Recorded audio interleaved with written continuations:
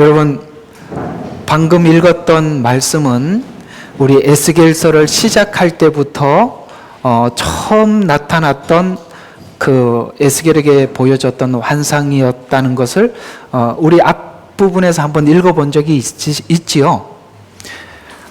쉽게 말해서 이런 환상은 몇 가지를 동시에 의미하고 있어요. 하나는 뭐냐면 하나님의 보좌를 의미하기도 하고, 여기서 보면 바퀴와 날개가 있다라는 것은 성령의 사역, 이 두 가지를 의미하는 것입니다.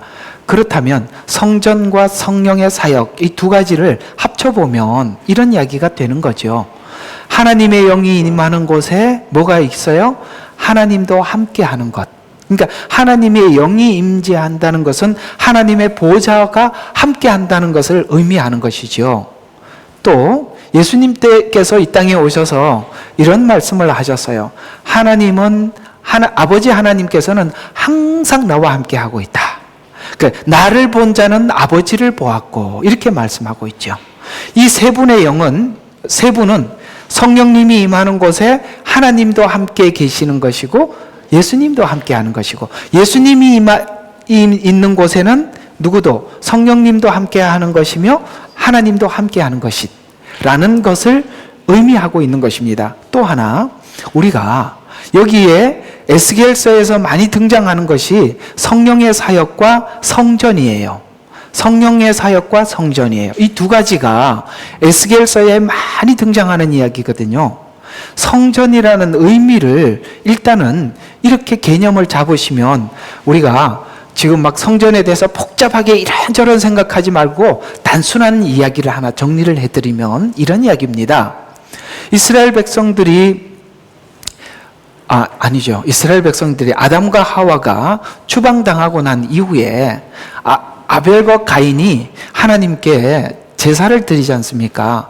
이 제사를 드린다는 것은 이 제사가 구체적으로 성전에서 이후에 드릴 것입니다만, 그 당시에는 성전은 없었어요. 성전이 없다 보니까 단순한 성전이 있었어요. 그게 뭐냐면 돌단을 쌓는 것입니다. 돌단을 쌓고 거기에다가 제물을 드려서 그 제물을 올려놓고 하나님께 드렸어요. 초창기에는 이 성전이 그냥 돌을 쌓아놓고 그 위에다 드리는 것, 이렇게 단순하게 돌을 쌓아놨어요. 그러다가 출애굽 이후에 모세에게 하나님께서는 성막을 짓는 설계도를 주시잖아요. 그래서 조금 더 이 제사가, 성전을 하나님 앞에 예배 드리는 이 예배가 조금 더 구체화된 거예요. 아셨어요? 이 제사를 결정적으로 하나님 앞에 완벽하게 드린 분이 계시는데 바로 예수님이십니다. 그래서 예수님께서 우리의 모든 죄와 허물을 십자가에서 용서하시고 성령님이 우리 속에 들어오심으로써 이제는 성전 자체가 우리 자신이 하나님 앞에 성전이 되어서 우리가 그리스도의 하나님께서 주시는 말씀과 하나님의 말씀대로 순종하면서 살아가는 그 삶 자체가 하나님 앞에 드려지는 삶이 되었어요. 그러니까 성전이라는 것은 이런 의미 속에서 쭉 내려오는 것인데요. 쉽게 말해서 아담과 하와가 범죄한 이후에 하나님과 우리 관계가 단절된 것이 아니라 계속 연결되고 이어지고 있다는 차원에서 성전은 하나님께서 우리 이 살고 있는 이 지상에 끈을 놓지 않는 연결점, 아시겠어요? 연결점, 이걸 보고 성전이라고 하는데, 과거의 구약에서는 하나님께 온전한 죄의 회복, 제사, 완전한 죄의 용서함을 받지 못했을 때는 우리 자신이 성전이 될 수가 없었기에 이스라엘이라는 한 지역에 하나님께서는 성전을 주셨지만, 이제는 우리가 죄 용서함을 받음으로, 예수 그리스도로 말미암아 죄 용서함을 받음으로 하나님의 성령이 우리 속에 들어옴으로써 우리가 각자가 성전이 되었다라는 차원에서 성전이 고정형, 구약에는 고정형이 되었다가 지금은 각 모든 사람들에게, 믿는 모든 사람들에게 하나님의 성전이 됨으로 인해서 이제는 그 성전의 개념이 달라졌다라는 것이에요. 이해가 가시죠? 그래서 성전이란 항상 구약에서 말하는 성전을 이야기할 때는 하나님과 인간 사이에 끊어지지 않는 연결 지점, 이렇게 생각을 하면 됩니다. 그런데 이스라엘 백성들이 생각하고 있는 성전에 대한 어떤 고정관념이 있었어요.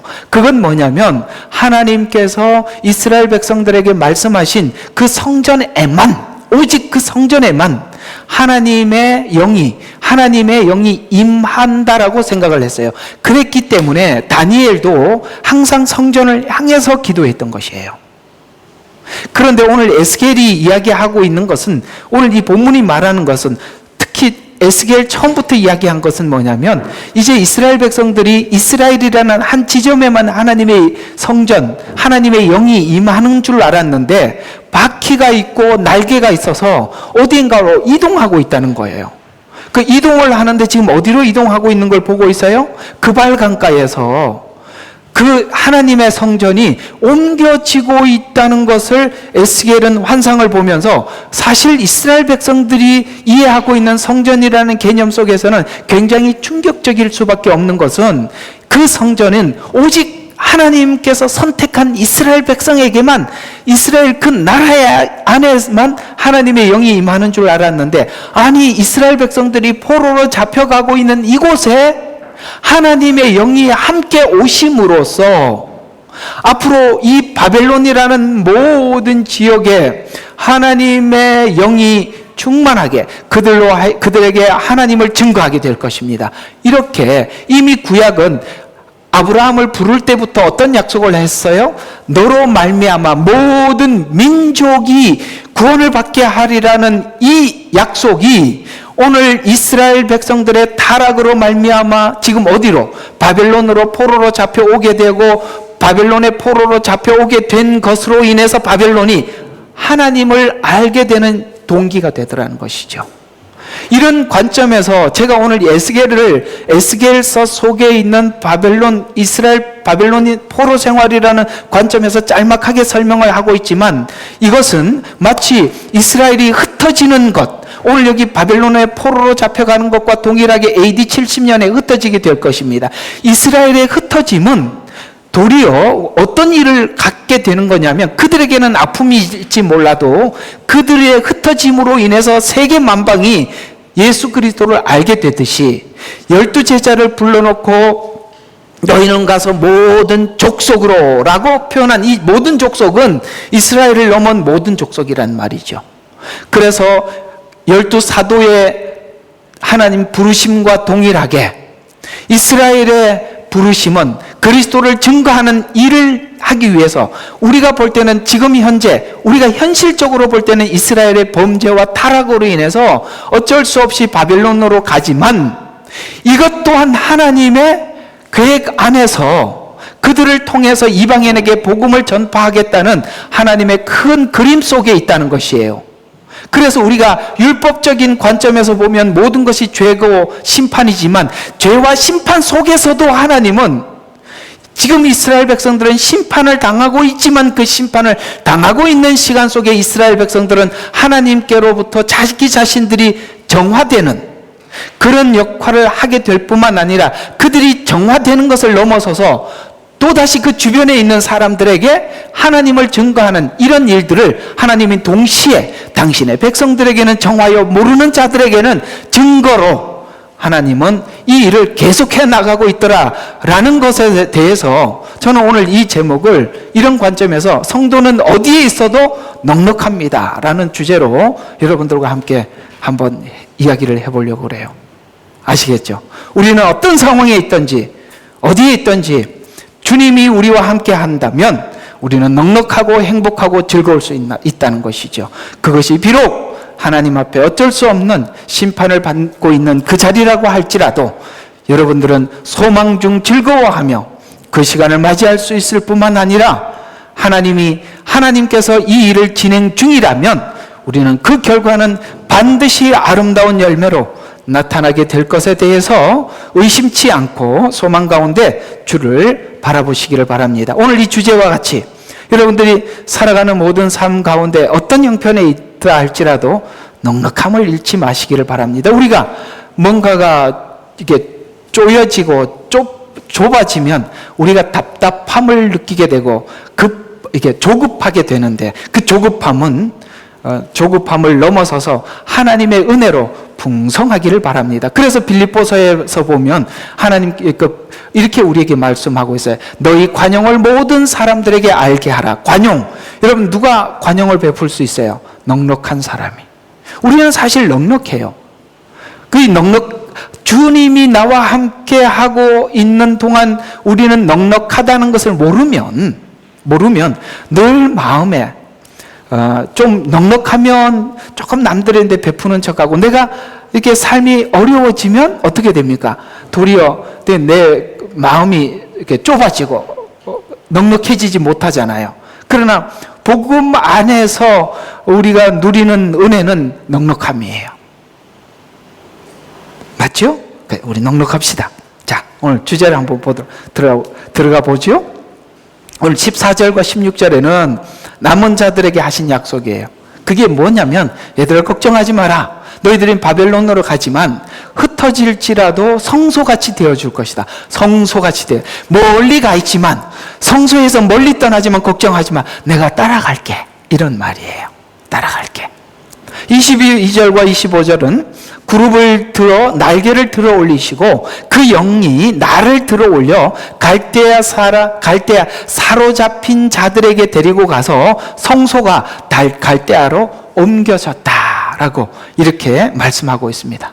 이와 같이 하나님의 백성들이 어디에 어떻게 흩어져 있다 할지라도 하나님의 영이 함께 따라가고 있다는 것입니다. 구약에서는 보통 보면은 하나님께서 이렇게 이동한다라는 생각을 하지 않는데 오늘 에스겔서에서는 그렇게 말씀하고 있다는 것이에요. 그래서 고정이 아니라는 것이에요. 자, 갈대아로 옮겨졌다. 그래서 갈대아로 옮겨진 성소에 하나님의 임재로 다니엘 세 친구 풀무불 속에 함께하는 것으로 하나님의 영이 이곳에 있구나라고 세 사람이 불 속에 들어갔는데 한 사람이 더 있음으로 인해서 하나님께서 그들과 함께 있다는 것을 그 사건으로 인해서 다니엘 세 친구가 구원받았을 뿐만 아니라 느부갓네살 왕이 하나님을 보게 되고 온 갈대아 사람들이 하나님을 보게 되듯이 이런 것이라는 것이에요. 그렇죠? 이렇게 되듯이 저와 여러분은 하나님의 말씀 안에 그 말씀을 지키며 나아갈 때 주님은 어떤 위협과 어떤 상황 속에서도 우리와 함께함으로 우리를 보호하시는 것을 넘어서서 그 보호하시는 것을 보는 것을 통해서 어떤 일이 일어난다고요? 보호하는 것을 통해서 이방 사람들이 하나님을 알게 된다. 자, 이 이야기를 그대로 요한계시록으로 가서 봅시다. 하나님께서는 14만 4천을 불러놓고 거기에다 인을 치라고 말씀하시고 하나님께서는 심판을 내리실 때 이렇게 엄중하게 명하십니다. 황충재앙서부터는 내가 인친 자들에게는 아무것도 손대지 마라 이렇게 말씀하시므로 하나님의 백성들을 마치 다니엘 세 친구를 보호하듯이 하나님의 백성들을 보호하심으로 그 보호로 인해서 이방 사람들이 저들에게는 하나님이 함께하는구나. 저렇게 마치 애굽 땅의 고센 땅에는 문설주의 양의 피를 바르는 자들에게는 그 죽음의 천사가 넘어가듯이 하나님 되심을 애굽이 알게 되듯이 말이죠. 이것은 하나님이 일하시는 방식이에요. 저는 이 마지막 때 놀라운 일들이 일어날 거라고 생각합니다. 지금은 사람들이 막연하게 하나님이 계시냐 안 계시냐라고 이야기하지만 그 마지막 때는 하나님께서 인친 자와 그렇지 않는 자들 분명하게 선별하셔서 하나님의 철저한 보호가 있을 것이고 그 밖에 있는 자들에게는 하나님의 심판이 임하게 되는데 오늘 이 다니엘과 다니엘 세 친구처럼 여러분이 믿음을 지키고 하나님께서 불 속이라도 들어가서 하나님의 말씀을 지키는데 여러분의 목숨을 건다면 하나님은 하나님 되심을 우리 자신에게 보여줄 뿐만 아니라 모두에게 드러내 주실 것이에요. 진정한 보호는 뭐라고 생각합니까? 하나님의 말씀에 철저하게 순복하는 것입니다.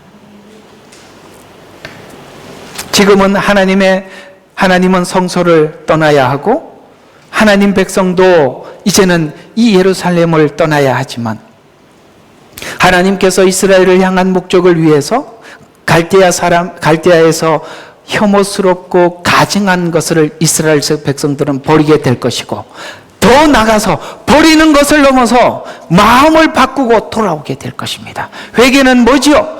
뭡니까? 과거의 것을 버리고 그리스도의 마음으로 바꾸는 것까지가 회개예요.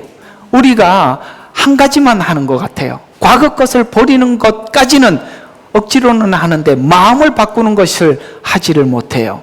그러나 이 포로 생활이 이스라엘 백성들에게는 과거 것을 버리고 마음을 바꾸어서 미래를 향해서 나가는 것이에요.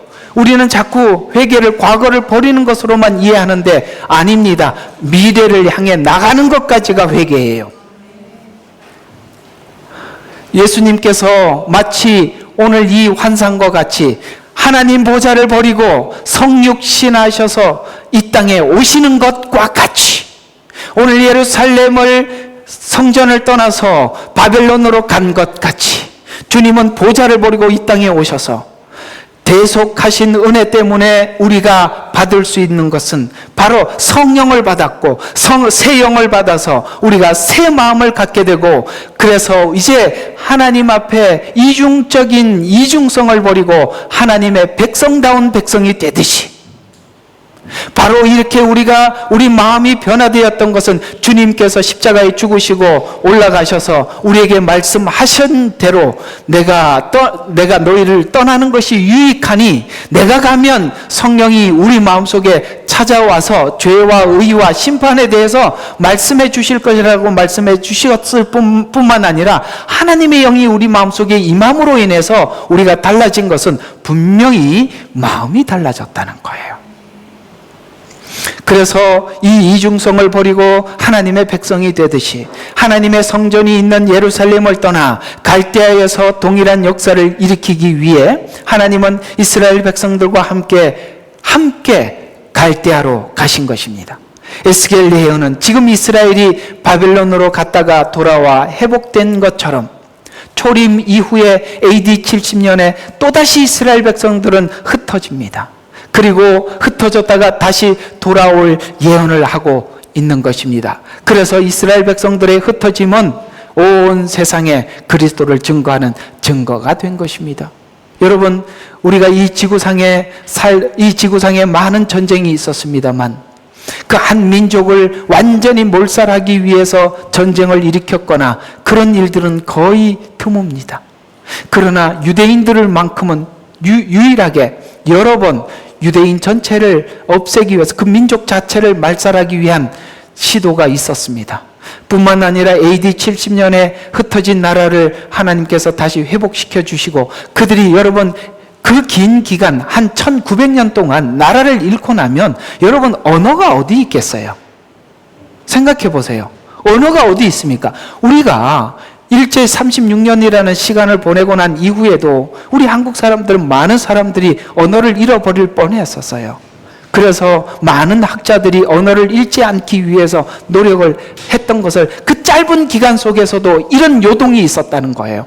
그러나 그 긴 기간 동안 이스라엘 민족성을 잃지 않고 그들이 언어를 지킬 수 있었던 것은 바로 하나님의 섭리 안에 있었기 때문에 가능했던 일 아니겠습니까? 그래서 AD 70년에 흩어지고 다시 이스라엘 백성들이 이 알리야 이야기는요, 특별히 에스겔서에 굉장히 많이 해요. 뒷부분에 보면 마른 뼈 환상이 알리야 이야기예요.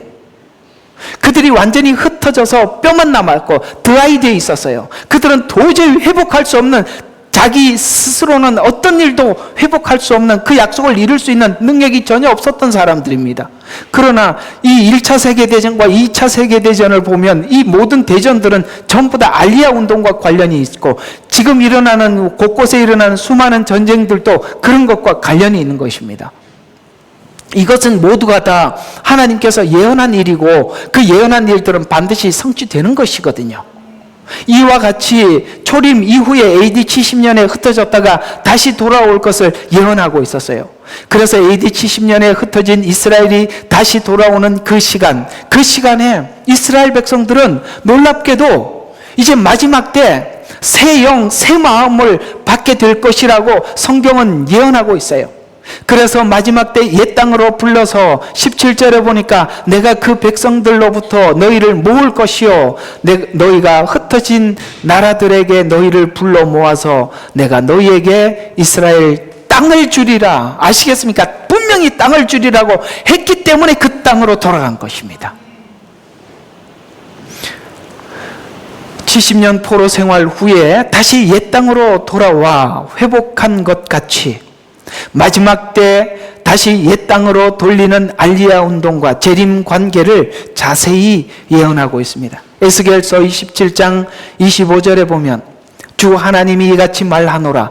이건 뭡니까? 도장을 찍은 겁니다. 내가 말했다 라고 하면서 주 하나님이 이같이 말하노라. 내가 백성들 가운데 흩어져 있는 이스라엘을 모으고. 누가 모아요? 내가. 아멘. 주님이 하신다 이 말이에요. 내가 백성들 가운데 흩어져 있는 이스라엘을 모으고 이방 목전에서 그들 가운데서 거룩하게 될 때 그들은 내가 내 종 야곱에게 주었던 그들의 땅에 거하게 되리라. 분명히 땅이라고 말씀하고 있는 것입니다. 이 예언을 예수님께서는 에스겔서, 다니엘서에서 구약의 수도 없이 예언했던 그 예언을 함축해서 예수님은 마태복음 24장에서 이렇게 말씀하고 있어요. 24장 32절과 33절에 보면 무화과 나무의 비유를 배우라. 그 가지가 연하여지고 잎이 나오면 여름이 가까운 줄 너희가 아나니 이와 같이 너희도 이 모든 것을 보면 그 일 뭡니까? 재림이죠. 우리가 말하는 7년입니다. 그 일이 가까이 문 앞에 이른 줄 알라. 그래서 우리가 이스라엘 독립을 본 사람들이라면, 재림을 믿는 사람들이라면 이스라엘이 독립하는 그 순간을 바라보면서 주님이 우리 문 앞에 임박했다는 것을 알게 될 것이죠. 신랑이로다 맞으러 나오라는 그 외침은 바로 이스라엘 독립을 통해서 온 세계에 전해진 것입니다. 문 앞에 이르렀다고 말씀하고 있어요. 문 앞에 이르렀으니까 한 가지 남았죠. 문만 열면 되는 거예요. 다 된 거 아니겠습니까? 그래서 34절에 보면 이 세대가, 여기서 말하는 이 세대가 잘못 사람들이 오해한 거예요. 이 세대라는 말은 이스라엘이 흩어진 시간과 돌아오는 시간을 69일에로 봐서, 성경에는 69 다음이 70이잖아요. 그런데 69일에서 70일의 그 사이에서는 실제 수많은 시간이 지나갔어요. AD 70년부터 수많은 시간이 지나갔는데 주님께서는 이 세대가 지나가기 전에 이 모든 일이 이루리라는 말은 이스라엘이 흩어진 시간과 돌아오는 시간을 하나로 69 다음에 70인데 우리 눈에는 1900년 기간이 있지만 하나님은 없는 걸로 치는 거예요. 왜요? 이스라엘과 하나님이 지금 둘이 대화하고 있는 거기 때문에. 이 세대가 지나가기 전에 다 이루리라. 이 세대를 우리 산수, 우리가 지금 이해하고 있는 이런 산수법으로는 풀면 안 된다 이 말이에요. 그래서 오늘 우리 그걸 그림 하나 참 보내줬는데 그걸 보여주면 참 좋은데 이런 이야기예요. 오늘 저녁에 보여줄게요. 자, 그래서 이스라엘이 흩어짐으로 얻게 되는 두 가지 유익은 바로 이스라엘을 통해서 갈대아인이 돌아오는, 바벨론이 돌아오는 그런 연합이 일어나더라는 거예요. 요즘 팔레스타인과 이스라엘 소식지를 보면 얼마 전에, 며칠 전에도 엄청나게 충돌이 크게 있었더구만요. 그래서 유대교와 이슬람교는 충돌하지만 뒤편에 보이지 않게 크리스찬들은 연합하고 있어요. 이건 세상 사람들이 보여주는 뉴스 가지고 속지 마세요. 아시겠습니까? 유대인들은요, 도리어요, 첫 번째 팔레스타인 크리스찬과 그 다음에 유대인 크리스찬들이 연합운동이 있었어요. 지금 눈에 보이는 것은 유대인과 이슬람의 충돌이죠. 그들은 이렇게 바깥에서 볼 때 그렇게 원수지간이지만 주님 안에 들어오면 한 형제 자매거든요. 이런 일들이 일어나고 있다는 것이에요. 우리가 세상이 말해주는 뉴스에 너무 매몰될 필요는 없어요. 하나님은요, 지금 이렇게 돌아가는 모든 상황들이 하나님이 이유가 있고 뜻이 있는 거예요. 하나님 관점에서 보셔야 돼. 성경을 가지고 세상을 볼 줄 알아야지. 뉴스를 가지고 성경을 들여다보면 오해가 많아요. 우리는 안경을 바꾸셔야 해요. 세상이 전해주는 뉴스라는 안경을 통해서 성경을 보지 마시고 성경을 통해서 세상을 보세요. 그러면 그 안에 수많은 난민들이 생기고 전쟁이 일어나는 것은 지금 복음을 썩고 있는 중이고 전파하는 중인 거예요. 물론 각 나라마다 그 일로 인해서 아픔은 있겠죠. 그러나 그 모든 일들은 하나님의 뜻 안에서 움직여지고 있다는 관점에서 세상을 보게 될 때 지금 하나님은 놀라운 일들을 하고 있다는 것을 보게 되는데, 오늘 이스라엘 백성들의 이 포로 생활은 우리가 눈에 봤을 때 그들의 우상 숭배 때문에 이 일이 벌어지고 있지만, 도리어 바벨론에는 유대인들이 간 것이 뭐가 됐어요? 복이 된 거지요. 축복이 된 거죠.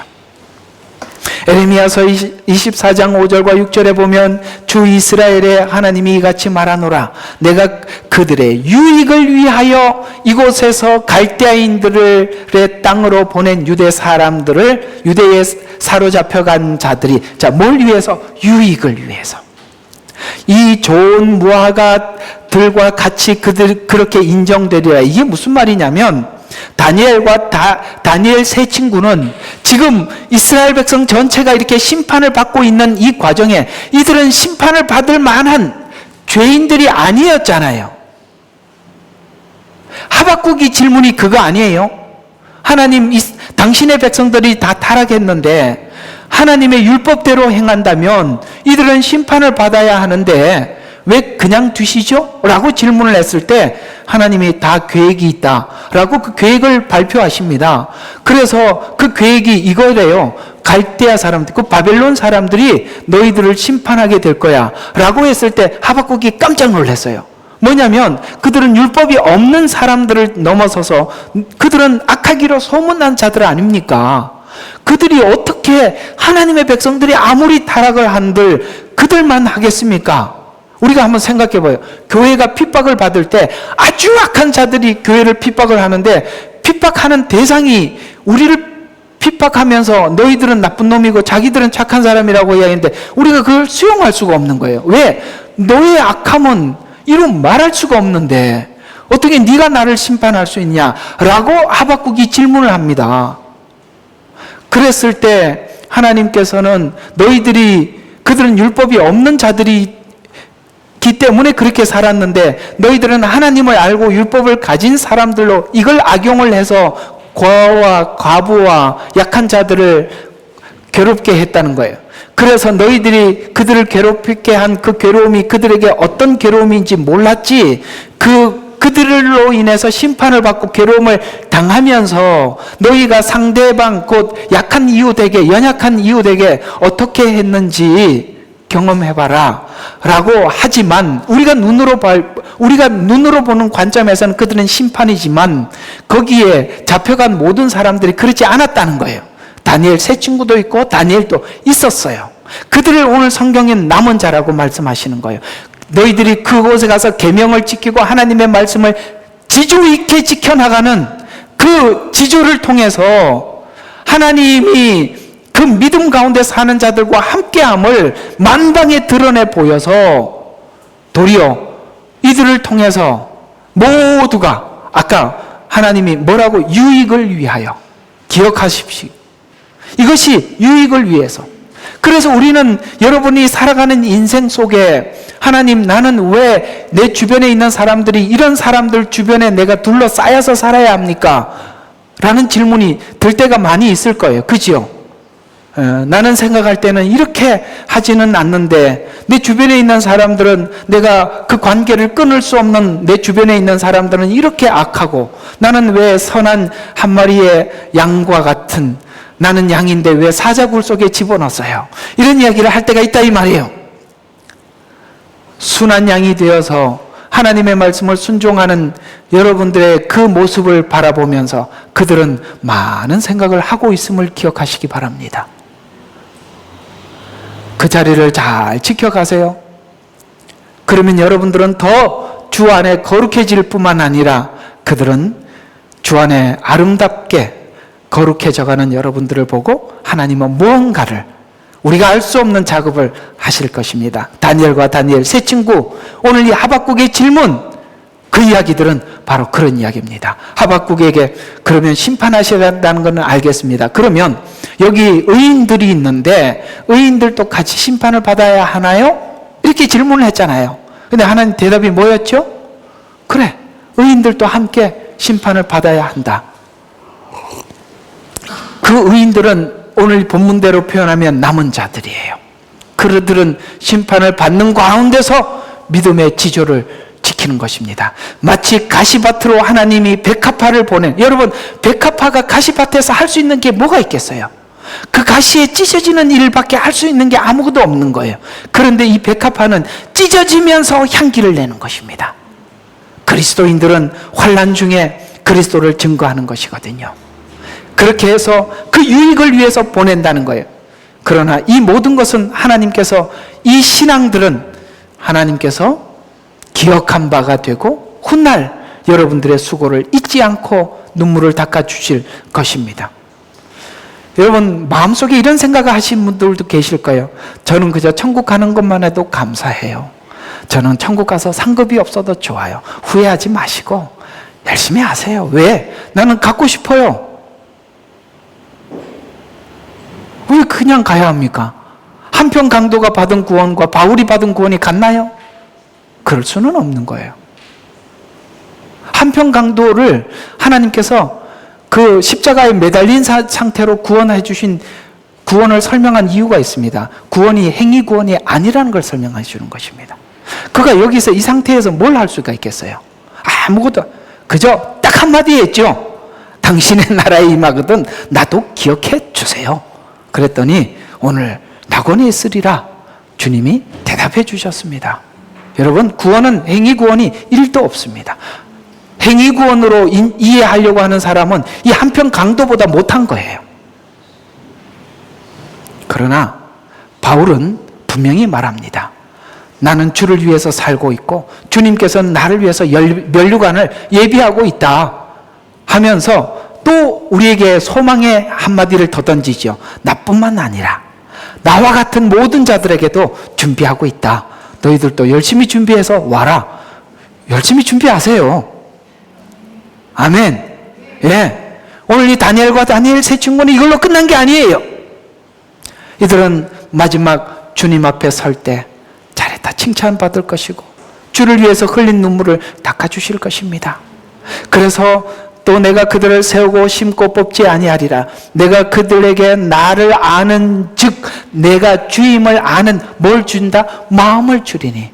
그래서 신앙은요 마음과 마음, 여기 마음이라고 표현한다는 걸 잊지 말아야 돼요. 우리가 무슨 어떤 지식을 딱 정확하게 아는 그 지혜나 지식이 아니라 관계라고요.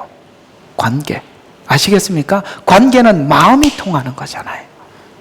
마음을 주르니 그들은 나의 백성이 되고 나는 그들의 하나님이 되리라. 이상하죠? 자녀가 되지 않고 백성이래요. 이 말엔 다른 의미가 있어요. 우리가 예수님을 믿으면 하나님의 자녀가 되었습니다. 그런데 아버지가 우리에게 원하는 삶이 있어요. 그게 법이에요. 율법이에요. 그걸 자녀된 자로서 마음으로 지키는 거예요. 그래서 백성이라는 표현을 할 때는 율법이라는 것이 전제되어 있는 것입니다. 그 율법, 말씀을 내가 마음으로 반응해 드리는 거예요. 그래서 오리를 가자 그러면 십리를 갈 수가 있고 왼뺨을 치면 주님을 생각하면서 오른밤을 돌려댈 수 있는 자가 된 거예요. 이게 복음이에요. 주임을 아는 마음을 주어서 함께 계셔서 나의 백성이 되고 나는 그들의 하나님이 되는 말씀이 결국엔 오늘 여기서 그런 말씀이 나오는데 이 말씀이 성경의 최종적인 목적이라는 거예요. 요한계시록 21장 3절에 하늘에서 큰 음성이 나서 말하기를 보라 하나님의 성막이 사람들과 함께 있어 그분께서 그들과 함께 거하시리니 그들은 그분의 백성이 되고 하나님께서는 친히 그들과 함께 계셔서 그들의 하나님이 되리라. 여러분 성경 구절을 하나 적어서 내 집에 가온을 삼고 싶다면 이 성경 구절을 추천해 드립니다. 뭐라고 이야기한다고요? 하나님의 성막이 사람들과 함께해서 그분께서 그들과 함께. 여러분 결론은 목적이 어디라고요? 함께 거하는 것. 그것이 끝이래요. 함께 거하는 것, 에덴 동산처럼 거하는 게 아니에요. 거기는 또 선악과를 내가 선택할 기회가 있지만, 그러나 요한계시록에 보면은 모든 중앙에 누가 계셔요? 예수님 어린 양의 보좌가 있어요. 우리는 어린 양의 보좌를 바라볼 때마다 뭘 생각합니까? 그 십자가의 은혜를 생각하는 것입니다.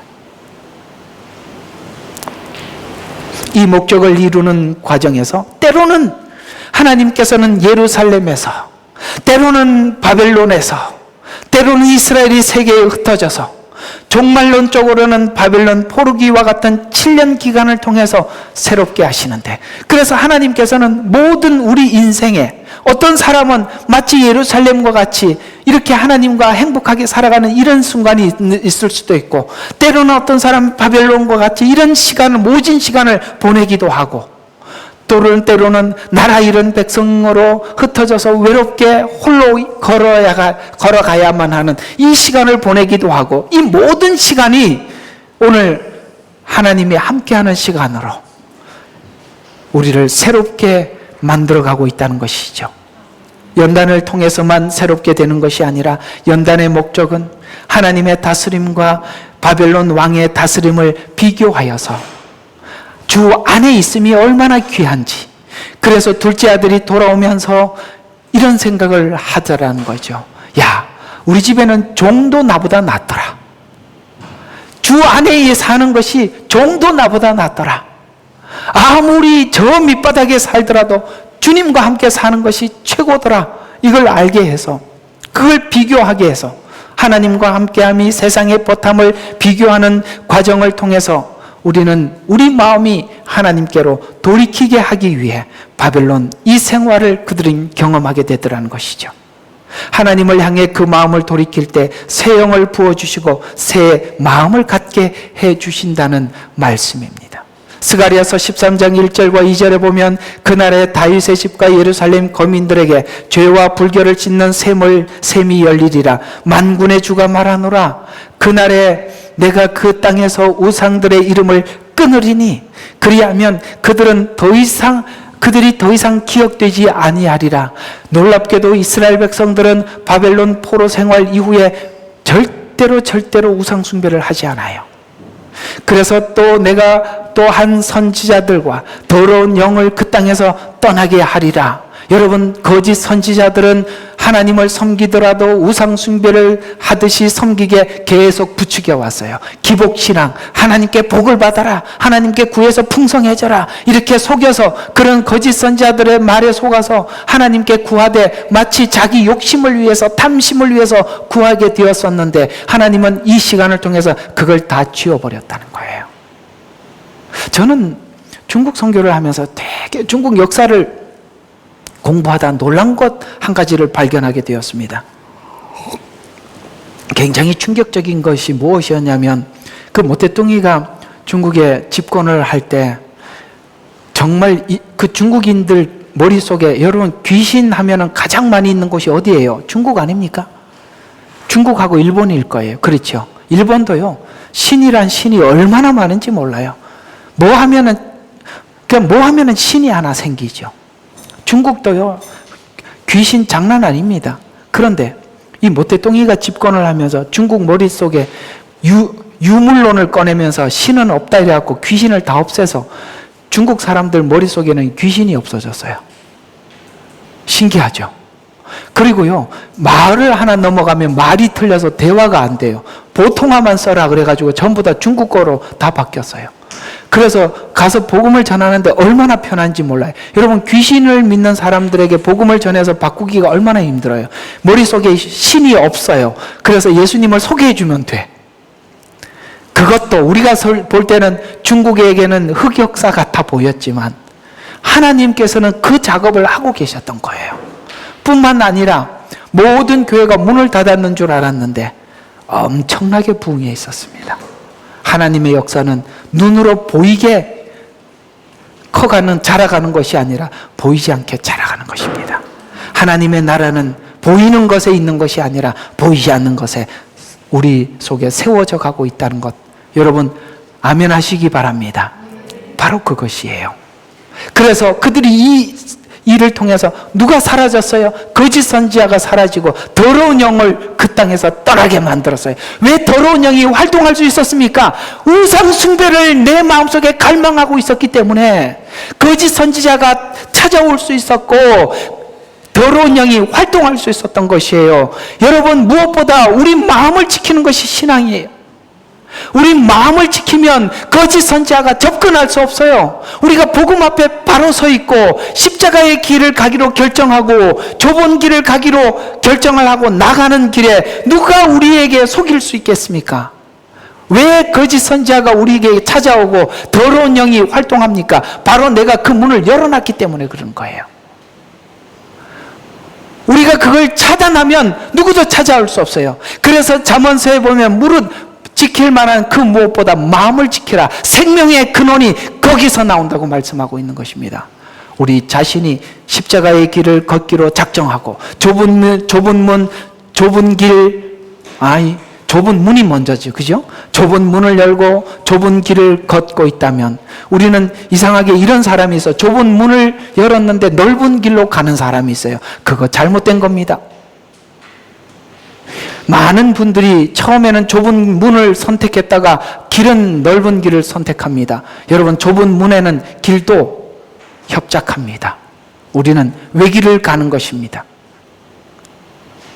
그 마음을 내려놓지 않고 속지 않는다면 이들은 활동할 수 없을 거예요. 이제 그들은 돌아오고 난 이후에 이 거짓 선지자들이 활동할 수 없었어요. 그리고 더러운 영들이 떠나갔어요. 그런 영들이 활동은 바로 우리가 문을 열어놨기 때문에 그런 것이에요.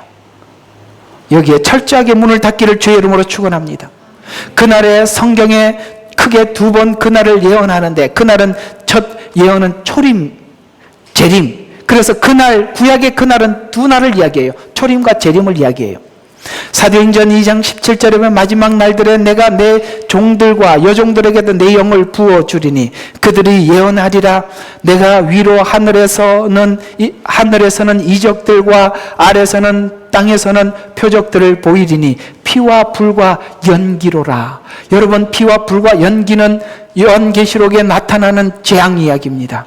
그래서 성경에서는 마지막 주님께서 오시는 이 모든 시간들을 아까 말씀드린 것처럼 초림과 재림은 거의 2000년이라는 그 긴 시간 닫혀있는 안 보이는 시간이라고 그랬잖아요. 그러니까 그 요엘서에서 하셨던 예언과 베드로가 외쳤던 피와 불과 연기라는 말은 초림 오신 그분은 우리를 구원자로 오셨지만 그 구원받지 마지막 날에는 심판하실 것입니다. 그래서 초림과 재림 전체를 두고 한 세대라고 이야기하는 것입니다. 그래서 피와 불과 연기라는 이 말은 상당히 난해 구절인데 이 난해 구절이 아니라 재림 마지막에 있을, 그래서 구약에서 예언하신 그 예언이 바로 초림으로부터 말세가 시작됐다 이 말이에요. 베드로의 얘기는.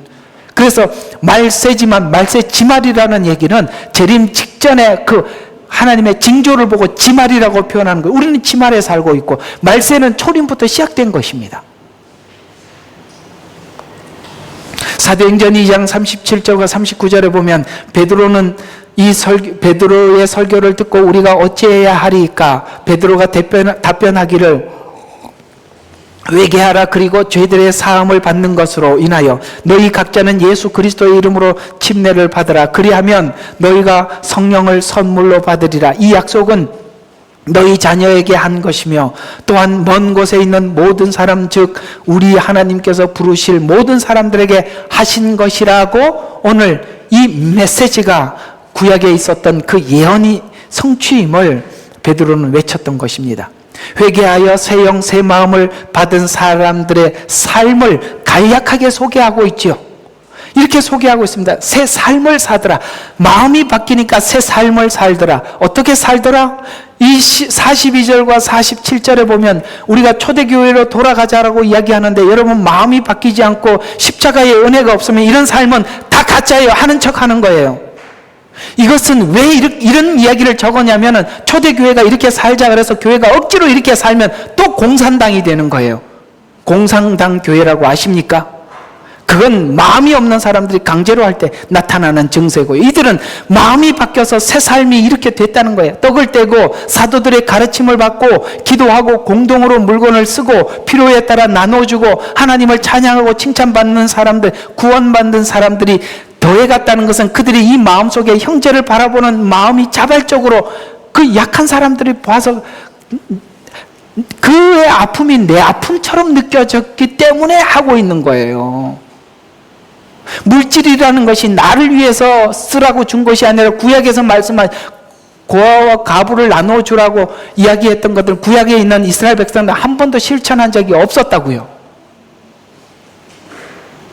아시겠습니까? 그런 관점에서 보면 여기 있는 여러분들이 다 한 가족과 같이 생각할 수 있어야 돼요. 한 마음으로 서로 용납할 수 있어야 돼요. 마지막 때 교회는 이렇게 가족과 같이 하나가 되지 않고 연합되지 않으면 결코 지나갈 수 없어요.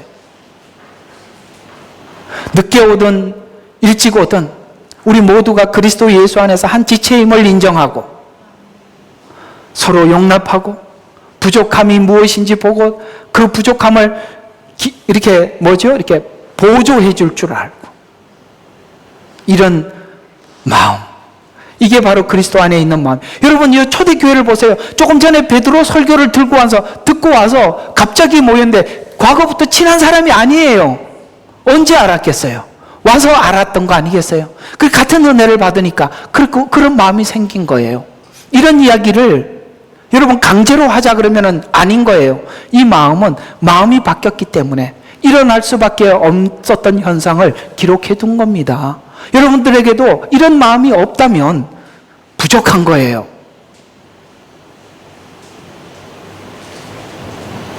참 제가 성경을 처음에 접하고 읽으면서 이해가 안 갔던 몇 구절 중에 하나가 여기입니다. 가능할까? 거진 아주 사기꾼이 나타나서 이게 가능하다고 해서 만든 게 공산주의예요. 뺏어서 나눠주겠다 그러니까 뺏어놓고 안 줘. 지가 갖고 있어요. 나쁜 놈들이에요. 이럴 때는 경상도 말이 저절로 나옵니다. 42절과 47절 변화받은 자들의 실제 삶을 나열한 것인데 하나님의 가르침에 관심에 말씀에 관심이 있더라. 두 번째, 기도를 통해서 교통하더라. 기도하더라. 그 다음에 뭐예요? 재물을 나눔으로 재물에 대한 이해, 이웃에게 선한 영향력을 이렇게 설명한 것입니다. 재림 때는 스가랴서 12장 6절에 보면 예루살렘은 그 본래의 자리 곧 예루살렘에서 다시 거하게 하되리니 라는 말처럼 이후에 마지막 7년에도 8절과 9절에 보면 그날에 예루살렘 거민을 보호하리니 그날에는 그들 가운데 약한 자가 다윗 같겠고 다윗의 집이 하나님 같이 그들 앞에 선 주의 천사같이 되리라. 그날이 오면 내가 예루살렘을 치려오는 모든 민족들을 멸하고자 하리라. 이제 이 하나님 나라가 세워질 것입니다. 마지막 때 그걸 파괴시키기 위해서, 힘으로 파괴시키기 위해서 유브라데 전쟁, 아마겟돈 전쟁이 7년 중에 일어나게 될 것입니다. 그러나 그들을 멸할 것이다라고 말씀하고 있습니다. 사단은 이 끝까지 이스라엘을 멸망시키고 하나님의 눈동자인 예루살렘을 멸망시키고 나면 끝나겠지 생각하겠지만 하나님이 얼마나 가소롭습니까? 그들을 바라볼 때. 전 3년 반에는 일부 부름받은 이스라엘 백성들이 있죠. 그들을 14만 4천이라고 이야기하는데, 그러나 후 3년 반, 특히 마지막쯤에는 스가랴서 12장 10절에 보면 내가 다윗의 집과 예루살렘 거민들 위에 은혜의 영을 부어주리니 그러면 그들은 그들이 찔렀던 나를 볼 것이며, 요 찔렀던 나를 본다라는 말은 그 찌른 자들은 바로 그때 유대인들, 바로 예수님을 십자가에 못 박으라라고 찌른 자라는 표현은 바로 그들이 이제 그분이 메시아구나 라는 것을 알게 될 것이다 라는 이야기입니다. 그들이 그를 위하여 애통하리니 마치 어떤 사람이 자기 외아들을 위하여 애통함과 같이 할 것이요 그들이 그를 위하여 비통에 잠기리니 마치 어떤 사람이 첫 아들을 위하여 비통에 잠기듯 하리라. 그날에 이스라엘의 성령을 받아 샘이 열리게 되는데 스가랴서 13장 1절과 2절에 보면 그날에 다윗의 집과 예루살렘 거민들에게 죄와 불결을 씻는 셈이 열리리라. 그날에 내가 그 땅의 우상들의 이름을 끊으리니. 여러분, 불결과 그 죄와 불결을 씻는 셈이 뭐예요? 예수님의 보혈이지 않습니까?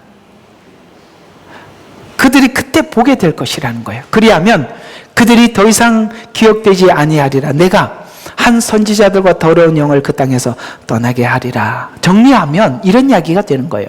본문과 같이 바벨론 포로 생활을 통해 하실 목적과 마지막 때 7년 목적이 같다라는 의미예요. 항상 말씀을 드리지만 이 요한계시록은 이 두 개를 가지고 여기다가 이게 딱 정해놓고 이렇게 설명한 걸 정해놓고 요한계시록에 보고 또 안 풀리면 구약에 가서 다시 딱 살펴서 정해놓고 가서 보고 이렇게 봐야 되는 거예요. 그러면 하나도 어려울 게 없어요. 저는 이 요한계시록을 받아봤던 유대인들은 하나도 어렵지 않았어요. 왜요? 이미 구약에 다 약속한 얘기들이 다시 나오니까요. 그들은 어렵지 않아요. 우리가 우리 마음대로 풀어서 어려운 거예요. 새 마음 새 영, 죄의 불결을 끊고 우상 숭배를 제거하고 더러운 영을 떠나보내고 그들에게 하나님이 되고 하나님의 백성이 되는 것. 7년의 목적은 포로 생활과 연관시켜 보지 않으면 그저 환난만 남지요. 그렇지 않습니다. 이들이 환난 중에 어떤 일이 있었는지 보시면 이 시간은 정말 항상 말씀드리지만 하나님께서 인류를 향하신 마지막 온정을 베푸는 것입니다.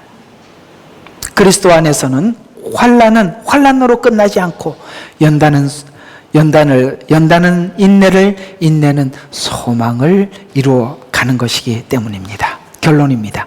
이 일을 위해서 하나님의 성전이 바벨론으로 향하듯이 예수님은 하늘 보좌를 버리고 이 땅에 오셨고 이스라엘은 예루살렘을 버리고 바벨론으로 향하고 둘째 아들은 아비집을 떠나서 먼 나라로 가지만 그러나 주님 안에 들어와 보면 우리가 주님 안에 들어와서 행복한 것은 주 안에서는 예루살렘이나 바벨론이 하나가 되어 있고 왜요? 그곳에 하나님의 영이 가셨잖아요. 예수 안에 들어와 보면 예수님의 죽음이 내 죽음이 되고 예수님의 부활이 내 부활이 되고 예수님이 짓고 있는 그 처소가 내 집이 되어 있다는 것. 예수 안에 들어와 보면 이럴 게 하나도 없는 거예요. 다 여전히 그 자리에 있는 것입니다. 그래서 예루살렘과 바벨론이 묶여 있고 고난과 새 날이 새 영이 함께 묶여 있어요. 신자의 자신감, 즐거움, 넉넉함은 예수님이 머리가 되셔서 우리가 그 안에 붙어 있다는 자신감 때문이죠. 그래서 세상에서도 굴복하지 않고 세상의 정죄 속에서도 사죄의 확신을 가지고 하나님 앞에 더 나갈 수 있고 계속 일어나 갈 수 있는 힘은 바로 십자가에서 주신 하나님의 은혜가 우리 가운데 충만하기 때문입니다. 그래서 바울은 우리 안에 넉넉함을 이렇게 하라고 권면하고 있어요. 빌립보서 4장 4절과 7절에 보면은 주 안에서 기뻐하라. 이 말들도 이 말을 이해하지 못하면 이게 이해할 수 없는 이야기예요. 미친 사람 아닙니까? 감옥에서 기뻐하라. 아니 자기가 지금 형편이 어떤 형편인데 바깥에 있는 사람 보고 기뻐하래요. 할 수 있다는 거예요. 왜요? 주 안에 넉넉함이 있어. 그래서 주 안에서 기뻐하라. 내가 다시 말하노니 기뻐하라. 너희 관용을 모든 사람들에게 알려지게 하라. 주께서 가까우시니라. 주님이 가까이 오고 있어요. 자신의 자신감과 넉넉함은 바벨론 안에서도 처참한 생활 안에서도 나올 수 있는 힘이에요. 이 힘은 십자가 안에서 나올 수 있도록 이 길을 고집하며 걸어가기를 바랍니다. 홀로 걷지만 행복한 길. 누구도 내 마음속에 있는 이 자신감과 넉넉함을 빼앗을 수 없는 이 길. 여러분 주변에 있는 사람들이 여러분을 넘어뜨리기 위해서 힐난하고 비난하고 때로는 여러분들을 붕붕 띄워서 나로 하여금 내가 특별한 사람인가 속이면서 여러분들 높일 때 우리는 항상 십자가의 길로 원대복귀하셔서 항상 그 자리로 다시 돌아가서 나는 이 길로 주님 손, 그분 손 하나 잡고 가면 충분하다. 다른 거 필요 없다. 그분이 공급해 주시는 그 넉넉함으로 여러분 이 길을 걸어가셔서 주님 다시 오시는 그날 행복하게 즐겁게 그분 앞에 서는 자신감 있는 여러분과 저가 되시기를 주의 이름으로 축원합니다. 기도하겠습니다. 좋으신 하나님, 성도는 바벨론에 있던 예루살렘에 있던 죄 가운데 눈물을 흘리며 고통스럽게 하나님 앞에 외치고 있던 주님이 주시는 그 십자가는 너무나도 넉넉합니다. 정죄함으로부터 벗어나게 하고 우리 마음에 새 마음, 새 영을 소유하게 할 뿐만 아니라 하나님 좁은 길을 간다 할지라도 주님 손 하나 잡으면 충분한 길을 걷도록 십자가는 우리에게 넉넉함을 주고 있습니다. 주 안에서 기뻐하라. 내가 다시 말하노니 기뻐하라. 너희 관용을 모든 사람들에게 알게 하라. 주께서 가까우시느니라. 이 말씀이 우리의 넉넉함이 되도록 축복하여 주시옵소서. 예수 그리스도의 이름으로 기도합니다. 아멘.